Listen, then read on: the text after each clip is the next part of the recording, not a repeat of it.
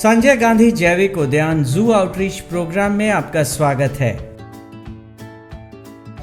आज हम चलेंगे संजय गांधी जैविक उद्यान के उस भाग में जहां बच्चों के साथ जवान और बुजुर्ग यानी हर उम्र के दर्शकों को सुकून का पल गुजारना काफी अच्छा लगता है।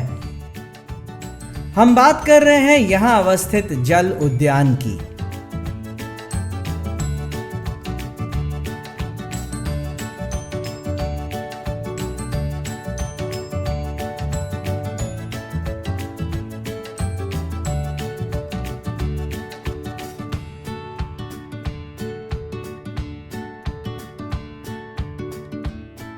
संजय गांधी जैविक उद्यान में जानवरों के एनक्लोजर, मछली घर, सर्प घर, निशाचर घर, कैक्टस हाउस, फर्न हाउस के साथ ही जल उद्यान यहां आने वाले दर्शकों के बीच बेहद लोकप्रिय है। ये जल उद्यान वनस्पति क्षेत्र में मनमोहक अनुभूति प्रदान करता है। इस उद्यान का निर्माण बेहद सुंदर और आकर्षक तरीके से किया गया है।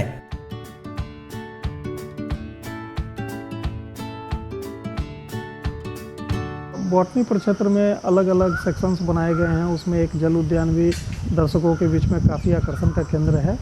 जल उद्यान कहने से इसका तात्पर्य ये है जिसमें एक आर्टिफिशियल कंडीशन में हम लोगों ने दिखाने का प्रयास किया है कि अगर ये कोई छोटा सा पॉन्ड या लेक इकोसिस्टम होता है तो वो किस तरह का होता है। इसमें नेचर को इमिटेट करते हुए जो पौधे होते हैं उन्हीं सभी पौधों को लगाया गया है। इसमें लेक है, उसमें लोटस के अलग अलग वेराइटीज़ हैं जो फ्लावरिंग के टाइम में काफ़ी अच्छे लगते हैं। इसके अलावा इसके पानी में कुछ फैंसीफुल फिशेस मछलियों को भी रखा गया है। कार्प इत्यादि मछलियाँ हैं उसमें जो दर्शकों को बहुत लुभाती है। इसके अतिरिक्त जो भी फॉरेन के कुछ वेराइटीज़ हैं जो मॉइस्ट एरियाज में पाए जाते हैं उनको यहाँ पे रखा गया है। और जितने भी दर्शक आते हैं वो इस जल उद्यान में भी अपना विजिट को यादगार बनाने के लिए 2-4 फोटोग्राफ्स लेने का ज़रूर प्रयास करते हैं। इसके अतिरिक्त पानी में गुजरने के लिए एक फैसिलिटी सीढ़ी टाइप का स्ट्रक्चर बनाया गया है जिससे ऐसा प्रतीत होता है कि आप पानी के बीच में चल रहे हैं। तो ये काफ़ी एक रोमांचक एक्सपीरियंस होता है और अपने आप में छोटे छोटे सेक्शंस जो हैं बॉटनी प्रक्षेत्र को एक अलग रूप देता है और पटना चिड़ियाघर की जो विविधता है उसको ऐड करता है। एक तरफ उद्यान में ये बड़े बड़े कमल के फूलों की खूबसूरती दर्शकों को आकर्षित करती है, तो दूसरी ओर बनाया गया ये झरना यहां आने वाले दर्शकों को रोमांचित करता है। प्रकृति द्वारा बनाए गए सबसे खूबसूरत नजारों में से एक हैं पानी के झरने या जलप्रपात।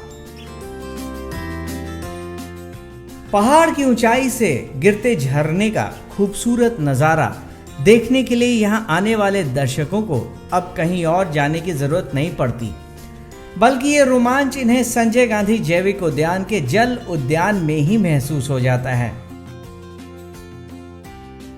झरने के पास ही एक छोटा सा तालाब भी बनाया गया है जिसमें सैकड़ों कमल के फूल के अलावा कुछ अन्य जलीय पौधे भी लगाए गए हैं।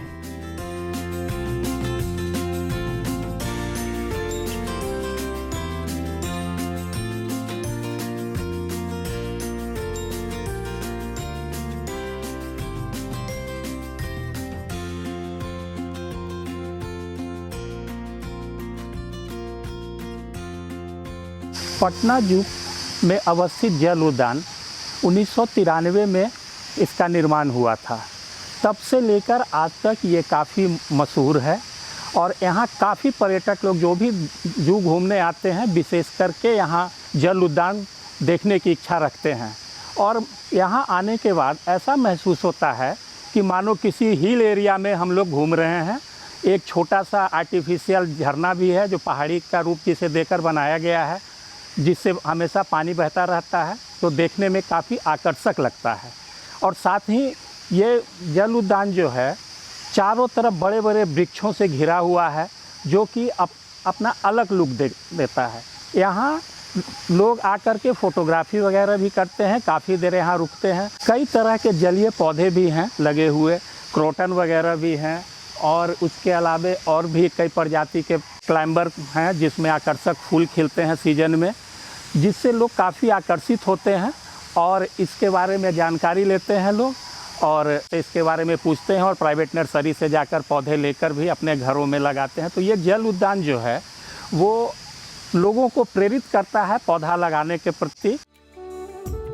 तालाब के किनारों पर मौजूद ये छोटे छोटे पेड़ पौधे इस उद्यान को और भी आकर्षक बना देते हैं। इनके चारों ओर बनाए गए रास्तों पर चलना और हर तरफ से हरियाली से परिपूर्ण जल उद्यान एक प्राकृतिक और रोमांचकारी स्थल का एहसास कराता है और इसका नज़ारा देखते ही बनता है। आज के कड़ी में बस इतना ही। कल फिर मिलेंगे जू शो में एक और एपिसोड के साथ। तब तक के लिए नमस्कार।